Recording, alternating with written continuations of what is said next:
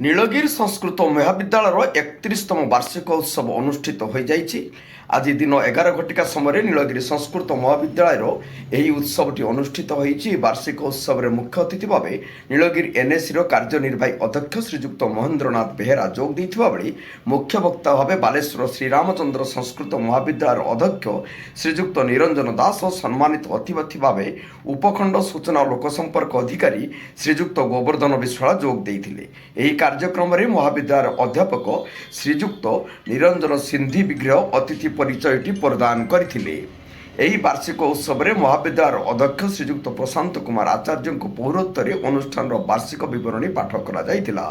मुख्य अतिथि समेत अन्यान्य वरेण्य सम्मानित अतिथिगण अनुष्ठान उत्तर उन्नति कामना करने सहित छात्र छात्री मानक शिक्षा केवल ज्ञान आहरण किंबा शिक्षागत योग्यतार प्रमाणपत्र अर्जन करिबार पाई नुहे, संस्कार नैतिक मूल्यबोध दृढ़ आत्मविश्वास सहित या जड़ित अत्यंत दृढ़ संकल्प पूर्वक अद्यम अभिलाषपूर्ण प्रयास जारी द्वारा सफलता हासिल हुए बोली मत प्रकाश पाइथिला। नीलगिरी मनोज महांती रिपोर्ट, जनता एक्सप्रेस। सर आपण परिचय देवे।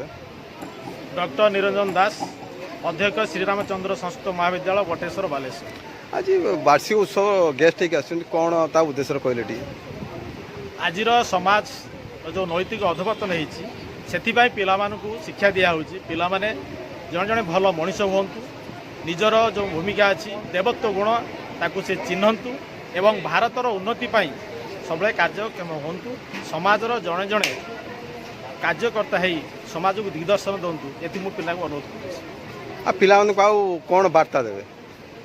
पिला मु स्वामी विवेकानंद विषय कही जे निज भितर जो देवत्व गुण अच्छी प्रथमे चिन्हतु। तेणु आमे हीनबल नुहे, आम हेलु सिंह शिशु, आम श्रृगाल नुहे। तेणु श्रृगाल भूमिका को छाड़ी सिंहत्व गुण को विकास करवा। तेणु शिक्षा और संस्कार यही दुटा को आपणेबा ताले समाजर निश्चित भाव में आत्मन हितार्थम जगत मुख्याय यही न्याय आम निजर उपकार करवा एवं समाजर मंगल कर। धन्यवाद। नीलगिरी संस्कृत महाविद्यालय छात्री। आज कौन पाई प्राइज पाइले?